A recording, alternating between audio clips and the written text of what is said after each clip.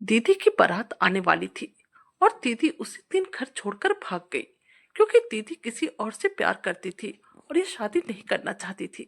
सारे रिश्तेदार लोग घर पर आ चुके थे, बारात भी निकल चुकी थी और फिर आखिरकार माँ पापा के आंसू को देखकर मुझे मंडप में बैठना पड़ा और ये शादी करनी पड़ी।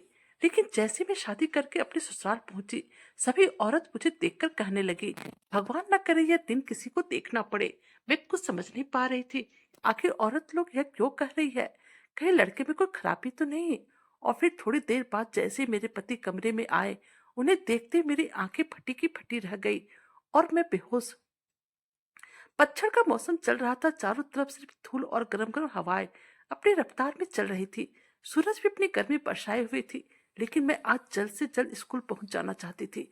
वैसे तो घर से स्कूल जाने में मुझे सिर्फ आधा घंटा ही लगता था, लेकिन आज अकेले होने के कारण ये रास्ता मुझे बहुत ही ज्यादा लंबा लग रहा था, क्योंकि आज मेरी कोई भी सहेलियां स्कूल नहीं जा रही थी। सभी के घरों में कुछ ना कुछ काम आ गया था, परंतु मैं तो पढ़ाई की पक्की थी। चाहे जो भी हो जाए, मैं अपना स्कूल कभी भी अपसेंट नहीं करती थी, रोज स्कूल जाती थी। लेकिन आज सहेलियों के ना रहने के कारण मुझे अकेले ही स्कूल जाना पड़ रहा था और ये रास्ता आज मुझे बहुत ही ज्यादा लंबा लग रहा था। नहीं तो मैं कैसे सहेलियों से बातें करते हुए स्कूल पहुंच जाती थी, मुझे पता ही नहीं चलता था।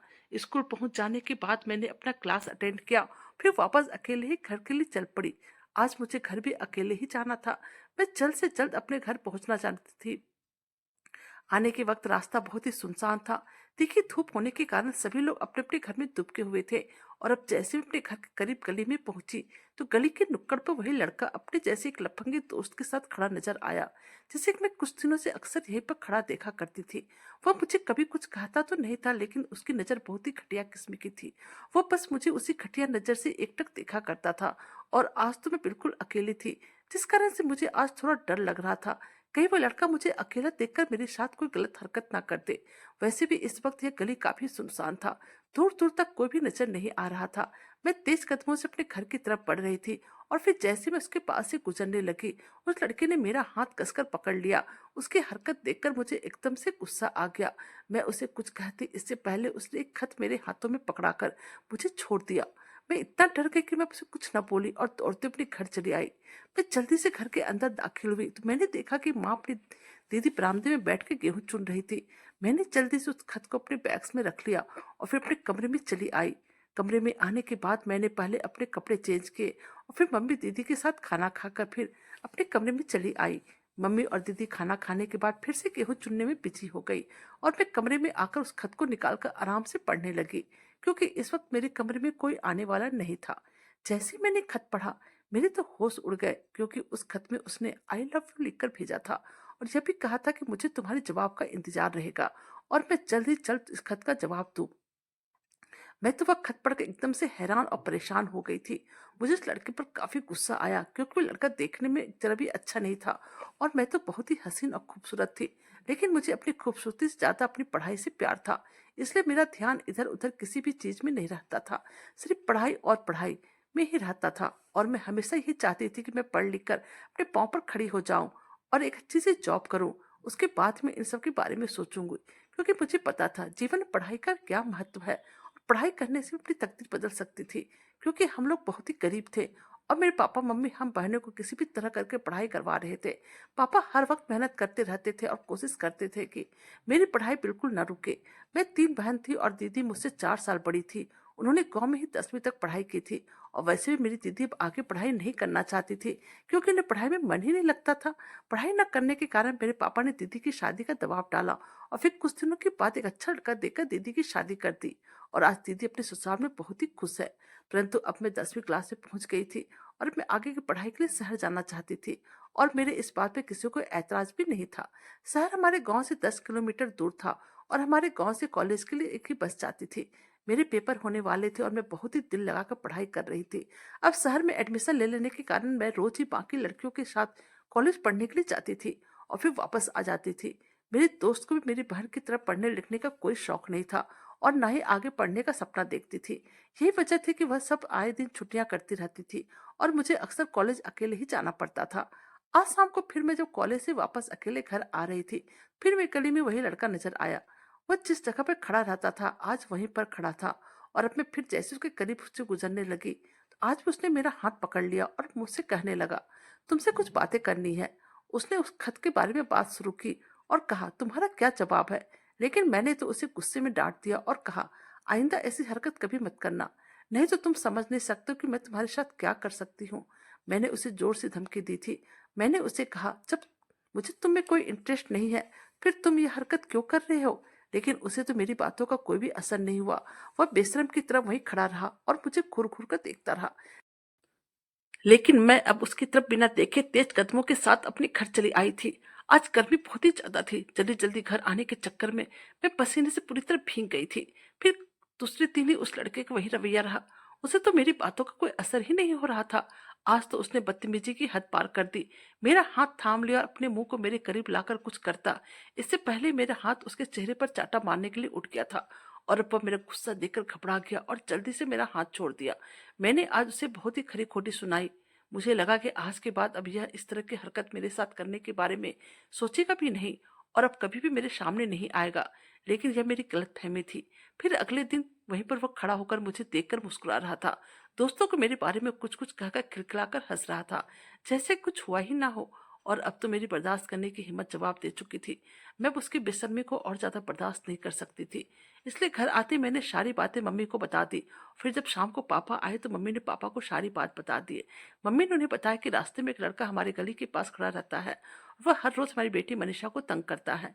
सारी बात सुनने के बाद पापा कहने लगे, बेटा तुम बिल्कुल परेशान मत हो और ये सब कुछ मुझ पर छोड़ दो। अगले दिन मेरे फिर जब मैं कॉलेज से घर आ रही थी तो उसने फिर मुझे खत देने की कोशिश की और फिर उसी वक्त पापा बीच में आ गए और उन्होंने उस लड़के की इतनी बेइज्जती की। उसके बाद लड़का मुझे कभी भी नजर नहीं आया और अब मेरे दिल को सुकून मिला था। न जाने क्यों मैं जब भी उसे देखती थी मेरे अंदर डर समा जाता था। मुझे वो लड़का एक जरा भी पसंद नहीं था। और अब तो घर पर पापा मम्मी मुझ पर बहुत ही अधिक भरोसा करने लगे थे कि मैंने उन लोगों को कोई भी बात नहीं छुपाई, बल्कि समय रहते कोई अनहोनी हो जाती उससे पहले मैंने सभी को सच सच सब कुछ बता दिया, जिस कारण से आज ये मुसीबत हम लोगों से दूर हो गई थी। अब कॉलेज के पेपर खत्म हो चुके थे तो मुझे कुछ दिन घर पर आराम करने का समय मिला। लेकिन मैंने आराम करने के बजाय सिलाई सीखने में दिलचस्पी दिखाई, ताकि मैं अपना कपड़ा खुद सिलाई कर सकूं और अपनी मर्जी की ड्रेस पहन सकूं। क्योंकि हम लोग गरीब थे इसलिए पापा के पास इतने पैसे नहीं होते थे कि मैं अपने मनपसंद कपड़े किसी मॉल से खरीद पाती। पापा किसी तरह से पैसे इकट्ठे करके मेरी पढ़ाई करवा रहे थे, इसलिए मैंने सोचा क्यों ना मैं सिलाई सीख लूं और फिर अपनी पसंद के कपड़े सिलाई करके खुद पहनूंगी। इस तरह मेरे शौक अरमान भी पूरे हो जाएंगे और मुझे सिलाई करना भी आ जाएगा। हमारे गांव में एक सिलाई सेंटर था जहाँ पर कि एक औरत सिलाई सिखाती रहती थी। सारे गांव की लड़कियां वहीं पर सिलाई सीखने के लिए जाती थी और वह औरत लोग भी वहीं पर अपने कपड़े सिलाई करवाने के लिए जाती थी। मैं भी उसी के पास सिलाई सीखने के लिए पहुंची और फिर कुछ दिनों के बाद ही मैं सिलाई में एकदम से ट्रेंड हो गई। अब मुझे किसी तरह कपड़े सिलने में कोई भी दिक्कत नहीं होती थी। मैं अपने लिए रंग बिरंगे डिजाइन वाले कपड़े अपने हाथों से सिल लिया करती थी। एक दिन पड़ोस में शादी थी और मैं उस शादी में एक खूबसूरत डिजाइन की ड्रेस पहनकर जाना चाहती थी। ये डिजाइन मैंने एक मैगजीन में देखी थी। सोमवार को शादी था और आज रविवार था। आज मुझे किसी भी कीमत पर उस ड्रेस को कंप्लीट करना था। लेकिन वह डिजाइन इतने डिफिकल्ट थी, मुझे उसे बनाने में थोड़ा परेशानी हो रही थी। इसलिए मैं डिजाइन बनाने के लिए आज फिर उस सिलाई सेंटर पर पहुंच गई। वैसे तो आज रविवार होने के कारण छुट्टी रहता था, लेकिन मुझे वह ड्रेस किसी भी कीमत पर आज रात तक बना लेनी थी, तभी तो मैं कल शादी में पहनती। इसलिए मैं उस सिलाई सेंटर पर पहुंच गई। मुझे वहां जाते हुए 2 महीने हो गए थे और मुझे बहुत ही अच्छी सिलाई आ गई थी। एक तो मैं दिमाग से बहुत ही तेज थी, इसलिए जो भी डिजाइन अच्छी लगती मैं आसानी से बना लेती थी। लेकिन मुझसे डिजाइन बन ही नहीं रहे थे। और आज जैसे मैं सिलाई सेंटर पर आई, दीदी ने मुझे बहुत ही अच्छी तरीके से इस डिजाइन को समझाया तो मुझे समझ में आ गया। मैं अब कपड़े सिलाई करने लगी। फिर दीदी मुझे कहने लगी, उन्हें 1 घंटे का काम है, तब तक तुम सिलाई करो और जब मैं वो काम निपटा कर आऊंगी फिर तुम चली जाना, तब तक तुम्हारा ड्रेस भी कंप्लीट हो जाएगा। मैंने भी कहा, ठीक है दीदी, आप आराम से जाइए, अपना काम करके आइए, तब तक मैं अपना ड्रेस कंप्लीट करती हूँ। और अब मेरा ड्रेस कंप्लीट ही होने वाला था। लगभग 1 घंटा होने वाला था। मैं जल्द से जल्द काम खत्म करके दीदी के आने के बाद घर जाना चाह रही थी। अचानक से मुझे ऐसा लगा कोई मुझे आवारा नजरों से घूर रहा है। मैंने नजर उठाकर देखा तो सिलाई वाली दीदी के पति मुझे एकटक घूर रहे थे। उनकी आंखों में हवस भरी हुई थी। वह मुझे बहुत ही अजीब नजरों से देख रहा था। ऐसा लग रहा था जैसे वो मुझे कच्चा चबा जाएगा। मैं देखकर बहुत डर गई। जल्दी से मैंने अपना दुपट्टा ओढ़ लिया जो कि सिलाई करते वक्त मैंने उतार कर एक साइड में रख दिया था, सामने देखा तो अभी तक वह मुझे इसी तरह से घूर रहा था। मेरा काम तो खत्म लगभग हो ही गया था, इसलिए अब मैं जल्दी से अपने घर जाने के लिए उठ खड़ी हुई थी। अभी मैं उस कमरे से बाहर निकलती ही कि उसने तेजी से जाकर दरवाजा बंद कर लिया, फिर मेरी तरफ आगे बढ़ने लगा। मुझे समझ में आ गया था कि मेरे साथ क्या करना चाह रहा है। मुझे उससे बचने के लिए किसी हथियार की जरूरत थी। मैंने इधर उधर नजर दौड़ाई, कोई चीज तो मुझे मिल जाए जिससे कि मैं अपनी इज्जत की रक्षा कर सकूं, लेकिन मुझे कुछ भी नजर नहीं आया। और वो आगे बढ़ते जा रहा था और मैं पीछे हटती जा रही थी। वह मेरे बहुत ही करीब आ चुका था। उसके मुंह से बदबू आ रही थी, शायद वो नशे में था। वह मेरे पास आता गया और मैं पीछे हटती गई, और अब मेरे पीछे सिर्फ दीवार थी। मैं उस दीवार में पूरी तरह से चिपक गई थी। अब बचने का कोई रास्ता न देखकर मैंने पूरी ताकत लगाकर उसे दोनों हाथों से पीछे धकेल दिया। वह कमीना अपने आप को संभाल कर मुझे देखकर जोर जोर से हंसने लगा और मेरा बाजू पकड़ लिया और मुझे अपनी तरफ खींच लिया। मैं उसके सामने अपनी इज्जत की भीख मांगने लगी, मगर उस आदमी पर इस चीज का कुछ भी असर नहीं पड़ रहा था। वह तो अपने में था ही नहीं। वह मेरे साथ गलत हरकत करने के लिए पक्का मन बना चुका था। अपने भगवान को याद करने लगी कि भगवान मुझे किसी तरह इससे बचाओ, न जाने पापी इंसान मेरे साथ क्या करेगा। मैं लगातार भगवान को पुकारने लगी और फिर अचानक उसी वक्त दरवाजे पर जोर जोर से दस्तक होने लगी। यह आवाज सुनकर मेरे अंदर एक नई उम्मीद जाग उठी, और फिर मैंने देखा कि उस दरिंदे का चेहरा। यह आवाज सुनकर एकदम से घबरा गया। अब मैं दौड़कर वहां से भागी और जाकर जल्दी से दरवाजा को खोली। सामने देखा तो सिलाई वाली दीदी खड़ी थी। वह मुझे इस हाल में देखकर काफी डर गई, क्योंकि मेरे बाल बिखरे हुए थे, मेरा दुपट्टा वही जमीन पर पड़ा हुआ था। दीदी को समझते देर ना लगी कि अभी मेरे साथ क्या होने वाला था। उसने अपने पति को देखा जो नशे में धुत वहीं पर खड़ा था। दीदी मुझे अपने पति के द्वारा की गई हरकत की हाथ जोड़कर माफी मांगने लगी, लेकिन मैंने अपना दुपट्टा उठाया, उन्हें बिना कुछ कहे चुपचाप वहां से निकलकर अपने घर चली आई। घर आने के बाद मुझ में इतनी हिम्मत नहीं थी कि मैं घर वालों को ये सच्चाई बता पाती, आज मेरे साथ क्या हुआ था और क्या होने वाला था। और मुझे कहीं यह भी लग रहा था कि अगर घर वालों को मेरी बातों पर यकीन नहीं हुआ, सभी लोग मुझे ही गलत ठहराते और मुझे ही बदनाम करते। इसलिए मैंने अपना मुंह बंद रखा और जो हुआ उसे बुरा सपना समझकर भूल गई। जब मैं कई दिनों सिलाई सेंटर नहीं गई तो मम्मी मुझे कहने लगी, तुम सिलाई सीखने क्यों नहीं जा रही हो। तो मैंने मम्मी को कह दिया कि मम्मी, मैंने सारी सिलाई सीख ली है और अब मेरा दिल नहीं कर रहा है कि मैं और सिलाई सीखूं। फिर मम्मी मुझे कुछ ना बोली। कुछ दिनों के बाद मेरे 12वीं के रिजल्ट आ गए और मैं बहुत ही अच्छे नंबरों से पास हुई। मेरा रिजल्ट देखकर मेरे घर वाले बहुत ही खुश हुए थे। मेरे बहुत ही अच्छे मार्क्स आए थे और फिर मेरा अच्छे से दाखिला हो गया। मैंने इंजीनियरिंग इंस्टीट्यूट में दाखिला लिया था। मेरी पढ़ाई बहुत ही अच्छी चल रही थी और मुझे पढ़ने में बहुत ही मजा आ रहा था। यह मेरा ऐसा सपना था जो मैंने जागती आंखों से देखी थी और आज उसे पूरा होते हुए देख रही थी। मैं जिस इंस्टीट्यूट में पढ़ती थी वह प्राइवेट था और यहाँ पढ़ाई बहुत ही अच्छे से हो रही थी, और पढ़ाई के मामले में यहाँ के टीचर्स बहुत ही सख्ती करते थे। इंस्टीट्यूट में पढ़ाई तो बहुत ही अच्छा चल जा रहा था, लेकिन प्रैक्टिकल में मुझे थोड़ी समस्या थी और मैं चाह रही थी कोई अच्छे से कंप्यूटर में पार्ट टाइम जॉब कर लूँ, जिससे मेरी प्रैक्टिस भी हो जाएगी। लेकिन मेरी यह समस्या थी कि मैं नौकरी कैसे करती। नाइट में तो मेरे मम्मी पापा मुझे कभी भी नौकरी करने के नहीं देते और दिन में मेरी खुद की क्लास होती थी। लेकिन मेरी समस्या बहुत ही जल्दी सॉल्व हो गई, क्योंकि मेरे प्रैक्टिकल के टीचर ने मुझे अपने साथ अपने कैबिन में काम दे दिया, जिससे कि मेरे प्रैक्टिकल में मुझे काफ़ी मदद मिली। उस जगह पर और भी तरह तरह के टीचर आते रहते थे और उन्हीं सब टीचर में एक सर थे जिसकी पर्सनैलिटी बहुत ही अच्छी थी। उनकी आवाज़ भी बहुत ही खूबसूरत थी। वो कुछ चीज़ इतनी अच्छी तरीके से समझाते थे कि तुरंत ही समझ में आ जाता था और सीधा दिल में उतर जाता था। उनकी उम्र 30 साल के लगभग होगी। बहुत सी लड़कियां उनके आवाज़ की दीवानी थी। ऊपर से वो बहुत ही सिंपल और सोबर थे और उनकी यह सिंपल और सादगी मुझे बहुत ही पसंद आ गई थी। वह आजकल के लड़कों की तरह बिल्कुल छिछोरे नहीं थे। वो लगातार हमारे क्लास लेने के लिए आते थे और उन्हें बहुत ही ध्यान से देखा करती थी, और कहीं ना कहीं वह भी मुझे बहुत ही अच्छे लगने लगे थे। कुछ ही दिनों में हमारे पेपर स्टार्ट होने वाले थे। मेरी तैयारियां बहुत ही अच्छी थी और फिर पेपर्स हो जाने के बाद हमारी छुट्टियां हो गई। छुट्टी होने के बाद मैं घर चली आई। अभी यहाँ पर मैं पढ़ाई से थोड़ी फ्री थी, लेकिन मैंने एक चीज़ नोट किया था। जब से मैं यहाँ पर आई थी मेरी दीदी बहुत ही बदली बदली सी लग रही थी। मुझे समझ में नहीं आ रहा था कि दीदी को क्या हो गया है। पहले तो वो मुझसे बहुत ही बातें करती थी, मेरी पढ़ाई के बारे में पूछा करती थी, लेकिन अब तो वह हर समय अपने मोबाइल में ही बिजी रहती है। और मैं देखती थी कि उन्हें जब भी मौका मिलता था वह किसी से छुप छुप कर मोबाइल से बातें करती थी और मैसेज करते रहती थी। उस मोबाइल में उन्होंने पासवर्ड डाल रखा था, जिस कारण से मैं पता नहीं लगा पा रही थी आखिर दीदी किससे बातें करती है। वह अपने मोबाइल पर बहुत ही वक्त बिताने लगी थी। हर वक्त कॉल और मैसेज करते रहती थी और साथ में धीमी धीमी मुस्कुराती भी रहती थी। और अभी सब देखकर मैंने अपने मन में पक्का इरादा कर लिया, चाहे जो भी हो जाए मैं इस बात का पता करके रहूंगी। वैसे तो मेरा और दीदी का कमरा अलग अलग था, लेकिन आज रात मैंने दीदी को कहा कि दीदी मैं आपके साथ ही सोऊंगी। मेरी बात सुनकर दीदी कहने लगी, क्यों, तुम अपने कमरे में क्यों नहीं सो रही हो? तो मैंने उन्हें कहा, दीदी मुझे डर लगता है। पहले तो मैं पढ़ाई में बिजी रहती थी, इसलिए मुझे पढ़ाई करते करते कब सो जाती थी मुझे पता ही नहीं चलता था। परंतु अभी मेरी कोई पढ़ाई नहीं है, इसलिए मुझे कमरे में अकेले डर लग रहा है। मुझे यहाँ पर आए 2 दिन हो गए हैं, लेकिन मैं अभी तक चैन से सो नहीं पाई हूँ, इसलिए मैं आज आपके पास सोऊंगी। मैंने दीदी से बहुत ही जिद की।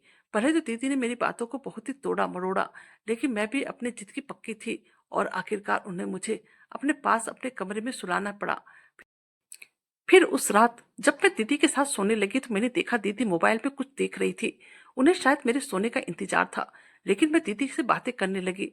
मैं दीदी से सवाल पर सवाल कर रही थी, पर दीदी सिर्फ हाँ और ना में जवाब दे रही थी।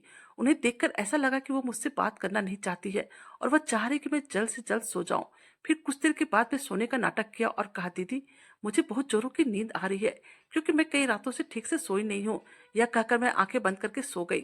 थोड़ी देर के बाद दीदी ने मुझे हिलाया, मगर मैं अनजान बनकर सोती रही, और यह देखकर दीदी समझ गई कि मैं गहरी नींद में चली गई हूँ। अब उन्होंने अपना मोबाइल उठाया और किसी को मैसेज करने लगी, और फिर थोड़ी देर के बाद आहिस्ता से मोबाइल उठाकर छत पर चली गई। थोड़ी देर के बाद मैं भी दबे पैर उसके पीछे चल पड़ी, लेकिन वह तो जैसे सारे जहां से बेखबर होकर ना जाने किससे बातें करने में बिजी थी। उन्हें मेरी मौजूदगी का बिल्कुल भी एहसास नहीं हुआ, और फिर जैसे ही मैंने उनके कंधे पर हाथ रखा, वह तो एकदम से बौखला गई और घबराए नजरों से मुझे देखने लगी, जैसे उसकी चोरी पकड़ी गई हो। लेकिन उस वक्त मैंने दीदी को कुछ नहीं कहा और वहां से चुपचाप आकर सो गई। वैसे भी मुझे बहुत ही जोरों की नींद आ रही थी, परंतु सुबह होने पर मैंने दीदी से इस बारे में बात की। पहले तो उन्होंने मेरी बातों को टालना चाहा, लेकिन फिर अंत में आखिरकार उन्होंने मुझे बताया कि वह किसी को पसंद करती है और उसे शादी करना चाहती है। मैं उनकी बात सुनकर हैरान रह गई थी। आखिर दीदी ऐसा कैसे कर सकती है? वह इस तरह से छुप छुप कर और मम्मी पापा को बिना बताए ऐसे किसी लड़के से कैसे बात कर सकती है? फिर मैंने दीदी को कहा, अगर वह आपसे इतना ही प्यार करता है तो उन्हें बोलो कि वह अपने मम्मी पापा को हमारे घर पर भेजे और तुम्हारी शादी की बातचीत करे। लेकिन अगर वह कोई बहाना बनाता है तो समझ जाएंगे वह आपके साथ फ्लर्ट कर रहा है। मेरी बात सुनकर दीदी हैरान हो गई और रोते हुए बोली कि उसने रिश्ता भेजा था, लेकिन पापा ने मना कर दिया, क्योंकि वह हमारी बिरादरी का नहीं है। मैं यह सुनकर चुप हो गई। फिर दीदी को तसल्ली दी और कहा, अगर वह आपसे सच्चा प्यार करता है तो जरूर ही वह आपको मिलेगा। और फिर कुछ दिनों के बाद मैं कॉलेज में प्रैक्टिकल एग्जाम शुरू हो गए। हमारे नए सर ने फिर हमें पढ़ाना शुरू किया। तो आज जब बहुत दिनों के बाद उस सर को देखी तो मुझे बहुत ही खुशी हुई। ऐसा लगा जैसे कि मेरी कोई बिछड़ी हुई चीज मुझे मिल गई हो। मैं उस सर के लिए अपने दिल में कुछ अलग ही महसूस करती थी, और मन ही मन में उन्हें पसंद भी करने लगी थी। और सर भी बाकी लड़कियों के मुकाबले मुझे ज्यादा अहमियत देते थे। उनको देखने का अंदाज और दिल में समा जाने वाली आवाज मेरी जान लेने के लिए काफी थी। मैं उनको इतना पसंद करने लगी थी कि जब भी रात में सोती तो सपने में उन्हें अपने करीब पाती थी, और तो और मुझे उनकी नजरें भी कुछ कहते हुए महसूस होती थी। ऐसा लगता था कि सर मुझे कुछ कहना चाहते हैं। जब हम दोनों की नजरें मिलती तो उसमें कुछ सवाल रहता था। ऐसा लगता था कि सर मुझसे अपने प्यार का इजहार कर रहे हो, और मैं तो बस उनकी आंखों में यह सब देखकर डूब ही जाती थी। उन्हीं दिनों मेरी दीदी के लिए एक बहुत ही अच्छे घर से रिश्ता आया था। वह लोग बहुत ही अमीर और खानदानी थे, और बिना दहेज लिए हुए सिर्फ दीदी का हाथ मांग रहे थे। मेरे मम्मी पापा भी इतना अच्छा रिश्ता देखकर इस शादी के लिए हाँ कर दिए, और फिर थोड़ा बहुत रस्म रिवाज करके कुछ महीनों बाद ही शादी की तारीख पक्की कर दी गई। अब दीदी की शादी की तारीख बहुत ही नजदीक आ चुकी थी, और जब मैं दीदी की शादी में आई तो मैंने देखा दीदी बहुत ही चुप चुप और उदास थी। मुझे तो दीदी की उदासी का कारण पता ही था, इसलिए मुझे उनसे बहुत ही हमदर्दी हो रही थी। और फिर इधर कुछ दिनों से मैं अपने अमित सर के बदलते हुए अंदाज से भी बहुत ही परेशान हो रही थी। इधर से सर ना जाने जब भी मेरी तरफ देखते तो मुझसे नजरें चुरा लेते थे, और मुझसे बात भी ज्यादा नहीं करते थे। उनका ये रवैया देखकर मेरा दिल तड़प उठता था, लेकिन मैंने उन्हें कुछ नहीं कहा। और इधर घर में शादी की तैयारियां पूरी जोर शोर से चल रही थी। लड़के वाले जल्द से जल्द शादी करना चाहते थे, इसलिए मेरे मम्मी पापा ने भी उन्हें ज्यादा इंतजार करवाना अच्छा नहीं समझा और शादी की तारीख रख दी। मैं अपने मम्मी पापा के साथ शॉपिंग भी करती थी, और घर वापस आकर घर के काम भी करती थी। दीदी को तो जैसे बिल्कुल चुप सी हो गई थी, किसी से कुछ भी नहीं बोलती थी और ना ही हंसती थी। वह बिल्कुल गुमसुम होकर अकेले में बैठकर ना जाने क्या सोचा करती थी, और उन्हें इस तरह देखकर मैं बहुत ही ज्यादा परेशान हो गई थी। मैं भगवान से हर वक्त प्रार्थना करती थी, भगवान मेरी दीदी की उनकी खुशियां दे दो, और फिर आज शादी का दिन भी आ गया। सुबह जब मैं दीदी को उठाने के लिए उनके कमरे में गई तो कमरे में दीदी नहीं थी, बल्कि दीदी का लिखा हुआ एक खत था। पापा ने उस खत को पढ़ा और फिर उसे उसी वक्त फाड़ दिया। हमारे सर पर तो जैसे आसमान ही गिर पड़ा था। शादी की पूरी तैयारियां हो गई थी। रिश्तेदार लोग बस पहुंचने वाले थे। कोई ट्रेन से, कोई प्लेन से, तो कोई बस से आ रहे थे। समझ में नहीं आ रहा था कि अब क्या होगा। यह सवाल पहाड़ की तरह हम लोगों के सामने था। और फिर देखते ही देखते धीरे धीरे दोपहर तक सारे रिश्तेदार घर पहुंच गए। पूरा घर मेहमानों से भरा हुआ था। समझ में नहीं आ रहा था कि अब आगे क्या किया जाए। पापा अलग ही सर पर हाथ दिए बैठे थे और मम्मी छुप छुप कर आंसू बहा रही थी। मैं उन दोनों को समझा रही थी कि हमें सभी को सच सच बता देना चाहिए। लेकिन फिर पापा मम्मी कहने लगे, तुम नहीं जानती हो, रिश्तेदार लोगों को तो मौका चाहिए हम लोगों के ऊपर कीचड़ उछालने का। और फिर तभी मम्मी मुझे कहने लगी, एक काम करो, तुम दीदी की जगह पर दुल्हन बनकर बैठ जाओ और यह शादी कर लो। मम्मी की बात सुनकर मैं हैरान हो गई। मैंने ये सब करने को मना कर दिया, लेकिन मम्मी पापा फुट फुट कर रोने लगे और कहने लगे, एक बेटी ने तो इज्जत डुबा दिया और अब तुमसे ही आशा है। और आखिरकार मैं अपने मम्मी पापा के आंखों में आंसू ना देख पाई और बस इतना ही कहा, ठीक है, जैसा आप लोग चाहते मैं वैसा ही करूंगी। और फिर मैंने यह कुर्बानी दे दी। घूंघट ओढ़कर मैं मंडप पर बैठ चुकी थी। किस लड़के से मेरी शादी हो रही थी मुझे कुछ भी खबर नहीं था। फिर थोड़ी ही देर के बाद मेरी शादी हो गई और फिर मैं विदा होकर पूरे जेवरात से लदी हुई उस 4 BH के बंगले में आ गई। यहाँ पर आने के बाद रस्म करने के लिए जब मेरा घूंघट मेरे चेहरे पर से हटाया गया, सभी लोग देखकर मुझे हैरान थे। सभी लोग यही कह रहे थे कि तुम्हारी दीदी के जगह पर तुम क्या कर रही हो। मैं कुछ ना बोली। फिर कुछ औरत मुझे देखकर कहने लगी, भगवान न करे ऐसी किस्मत किसी को दे। फिर थोड़ी ही देर के बाद मेरा पति मेरे कमरे में आया तो सारी औरतें बधाइयां देते हुए कमरे से निकल गई। और अब फाइनली मैंने नजर उठाकर उस व्यक्ति को देखा जिससे कि मेरी शादी हुई थी। और फिर जैसे ही मेरी नजर उस पर पड़ी, मैं तो हक्का बक्का हो गई और आंखें फाड़ फाड़ कर बस उसे देखने लगी। ऐसा लग रहा था कि जैसे मैं कोई सपना देख रही हूँ, क्योंकि वह व्यक्ति और कोई नहीं बल्कि अमित सर थे। जिस तरह से मैं अमित सर को देख रही थी, हैरान हुई थी, उसी तरह सर भी मुझे देखकर सन्न रह गए थे। उन्हें भी अपनी आंखों पर यकीन नहीं हो रहा था। वह मुझे खुश होकर कहने लगे, मेरी शादी तुमसे हुई है। मैं तो बस उन्हें सिर्फ देखे जा रही थी। वो बहुत ही खुश लग रहे थे। ऐसा लग रहा था जैसे उन्हें दुनिया भर की खुशियां मिल गई हो। असल में दीदी का रिश्ता इतनी जल्दीबाजी में हुआ था, मैं लड़के का फोटो भी नहीं देखी थी।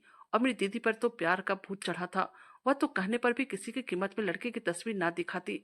और मेरे दिमाग में तो सिर्फ अमित सर बैठे हुए थे, इसलिए मुझे किसी भी तस्वीर का देखना उतना इंटरेस्ट नहीं था।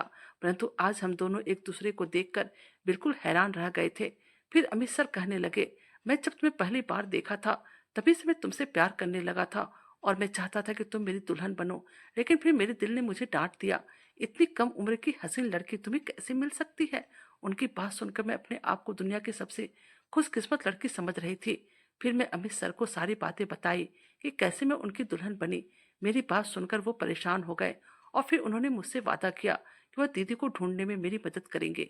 अमित सर ने अपने घर वालों को दीदी के बारे में क्या कहा यह तो मैं नहीं जानती थी, लेकिन उस दिन के बाद फिर मेरे ससुराल वालों ने मुझसे मेरी दीदी के बारे में कोई भी सवाल नहीं किया।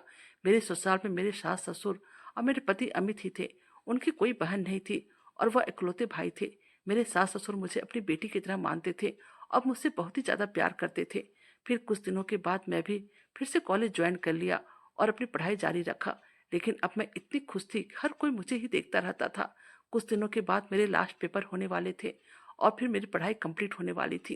पढ़ाई के मामले में मेरे हस्बैंड ने मुझे बहुत ही कोऑपरेट किया, मेरा बहुत ही हेल्प की। एग्जाम का समय था और मुझे खाने पीने किसी चीज की भी होश नहीं था। मैं तो सिर्फ यही चाहती थी वह मेरे मार्क्स बहुत ही अच्छे आए। और अब मेरे एग्जाम खत्म हो गई। मेरे सारे पेपर्स बहुत ही अच्छे गए थे। फिर कुछ दिनों के बाद मैं अपने मम्मी पापा से मिलने के लिए आई। मेरे मम्मी पापा मुझे देखकर बहुत ही खुश हुए। उन्हें भी मुझे देखकर अंदाजा हो गया कि मैं इस शादी से बहुत ही खुश हूँ। फिर एक दिन मैं शॉपिंग करने के लिए गई, साथ में ड्राइवर भी था, क्योंकि मैं गाड़ी से शॉपिंग करने के लिए गई थी। मैं मार्केट से अपनी पसंद की हर चीज खरीदी। पहले तो मैं सब चीज देखकर छोड़ दिया करती थी, क्योंकि मेरे पास पैसे ही नहीं हुआ करते थे। लेकिन अब वैसी बात नहीं थी। मैं बहुत ही खुशी खुशी से शॉपिंग करके वापस आ रही थी जब रोड पर मुझे एक चेहरा नजर आया।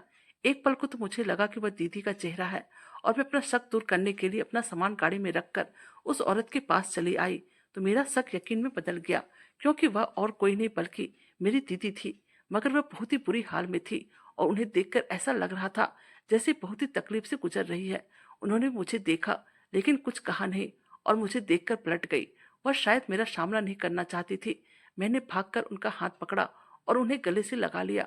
मेरी बहन जो हमेशा से बन सवर कर रहती थी, अपने आप को फुल मेकअप में रखती थी, आज वह धूल मिट्टी में नहाई हुई थी। उनका कपड़ा फटा हुआ था।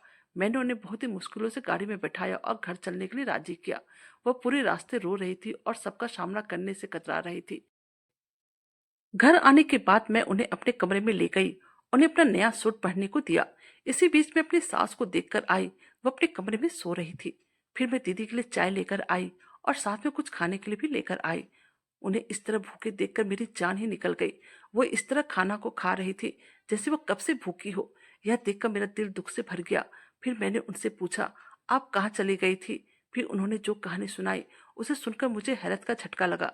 वह कहने लगी, विक्रम ने मेरा नंबर मेरी सहेली से ले लिया था और फिर फोन पर हमेशा मुझसे यही कहता था कि मैंने तुम्हें जब से देखा है मैं अपना दिल हार बैठ चुका हूँ। वह तरह तरह की रोमांटिक बातें मुझसे करता था और फिर मैं भी उसे पसंद करने लगी और दिन पर दिन यह पसंद कब प्यार में बदल गई पता ही नहीं चला। मैं धीरे धीरे उसके प्यार के जाल में फंसती चली गई। मुझे तो उसके अलावा कुछ भी नजर नहीं आता था। उसके प्यार का भूत मेरे सर पर चढ़कर नाच रहा था। जब उसके रिश्ते को पापा ने ठुकरा दिया, वह मुझे अपना दुश्मन मानने लगा और मुझे मम्मी पापा के खिलाफ भड़काने लगा और मैं भी उसकी बातों में आते चली गई। सही गलत में फर्क करना मैं भूल गई। मैं उस माँ बाप को भूल गई जो मुझे अपनी दुनिया समझते थे। उसकी बात में आकर मैं मम्मी पापा से बगावत करने लगी थी और यही सब कारण था। जब मेरी शादी ठीक हुई थी तो मैं उस रात वह घर छोड़कर भाग गई और उसके पास पहुंच गई। लेकिन जब मैं वहां पर पहुंची तो मैं उससे शादी के बारे में बोली तो कहा, चलो हम लोग शादी कर लेते हैं। तो वह मेरी बात सुनकर हंसने लगा और कहने लगा, मैं तो तुम्हारे बाप से बदला लेना चाहता था। उसने मेरे भाई को बड़े बाजार में बेइज्जती किया था। तुम्हारे बाप के कारण मेरे भाई बहुत ही बेइज्जती हुई थी, इसलिए मैंने तुम्हें फंसाया। और वैसे भी तुमसे शादी करने का मेरा कोई इरादा नहीं है। बस तुम मेरी हवस की एक चाहत थी जो अब खत्म हो चुकी हो। मैं तुमसे शादी कभी भी नहीं करने वाला हूँ। तुम्हारी बहन तो मेरी जाल में नहीं फंसी, क्योंकि समय रहते तुम्हारे बाप ने उसे बचा लिया और मेरे भाई को बेइज्जत किया। लेकिन तुम्हारी बहन की किस्मत भी बहुत ही अच्छी है कि तुम्हारी जगह पर दुल्हन बनकर गई और उसके पति ने उसे एक्सेप्ट कर लिया। मैंने तो तुम दोनों बहन से बदला लेने का बहुत ही अच्छा प्लानिंग किया था। मेरी प्लानिंग के तहत तुम तो बदनाम हो ही चुकी थी और जब तुम्हारी बहन तुम्हारी जगह पर ससुराल गई तो उसे भी वहां पर दुख तकलीफ ही मिलता और वह भी वहां से भगाई ही जाती। फिर तुम दोनों को पूछने वाला कोई ना होता। तुम लोगों के गांव में पूरी बदनामी हो जाती और फिर कभी तुम दोनों बहन की कहीं भी शादी नहीं होती। यह सब देखकर तुम्हारे पापा को सदमा लगता और वह इस दुनिया से हमेशा हमेशा के लिए चले जाते।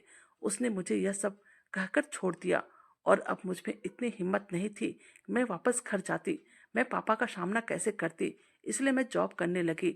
मैं ज़्यादा पढ़ी लिखी तो नहीं थी, इसलिए मुझे एक फैक्ट्री में कपड़े पैकिंग करने का काम मिला और फिर फैक्ट्री के ही क्वार्टर में मैं और औरतों के साथ रह रही थी। इतनी ही तनख्वाह मिलती थी जितने से सिर्फ 2 वक्त का खाना खा पाती थी। मैंने कहा, तुम्हें पता है मम्मी पापा तुम्हारे लिए कितना तड़प रहे हैं, तुम्हें याद कर करके रोज मर रहे हैं। मैंने तो पापा को समय रहते उस लड़के के बारे में सभी कुछ सही सही बता दिया था और अगर तुमने भी पापा को सभी कुछ सही सही बता दिया होता तो आज आपकी यह स्थिति ना होती। लेकिन आपने सब कुछ छुपा लिया। आपने मम्मी पापा पे विश्वास न करके उस गैर लड़के पर विश्वास किया जिसने कि आपको कहीं का न छोड़ा। आप सोच भी नहीं सकती है कि आपको इस हालत में देखकर मम्मी पापा पर क्या गुजरेगी। फिर मैं दीदी को लेकर अपने मैके चली आई और मम्मी पापा को सारी बातें सच सच बता दी। दीदी मम्मी पापा के पैरों में गिरकर फुट फुट कर रोने लगी और कहने लगी, मुझे माफ कर दीजिए, मैं गैरों की बातों में आकर बहक गई थी। मम्मी पापा ने दीदी को माफ कर दिया और अपने सीने से लगा लिया। पापा बोले, तुम्हें अपनी गलती का एहसास हो गया और मुझे कुछ नहीं चाहिए। फिर कुछ दिनों के बाद मैंने अपने ही पहचान के रिश्तेदार में दीदी की शादी करवा दी और आज दीदी और मैं दोनों ही अपने अपने ससुराल में बहुत ही खुश हैं। मेरी पढ़ाई कंप्लीट हो गई है और मैं अब जॉब कर रही हूँ। मेरे पति भी जॉब करते हैं और हम लोगों की जिंदगी बहुत ही अच्छी कट रही है। मैंने जिसको चाहा था वह मुझे मिल गया और अब मुझे कुछ नहीं चाहिए था। अगर दीदी की शादी मेरे पति से हो जाती तो शायद मैं अपनी जिंदगी में खुश ना हो पाती जितना कि अभी मैं खुश हूँ। लेकिन भगवान जो भी करता है अच्छे के लिए ही करता है। लेकिन हमें अपने जीवन में हमेशा ही सतर्क रहना चाहिए। अपना दिमाग, अपना दिल, सभी कुछ खुला रखना चाहिए। प्यार करना गुनाह नहीं है, लेकिन उस प्यार में अपने आप को भूल जाना, माँ बाप को दुश्मन समझना, यह सबसे बड़ी भूल है। दोस्तों, कहानी कैसी लगी प्लीज कमेंट कीजिएगा। हमारे चैनल पर नए हैं तो हमारी वीडियो को लाइक, सब्सक्राइब और शेयर कीजिएगा। Thank you.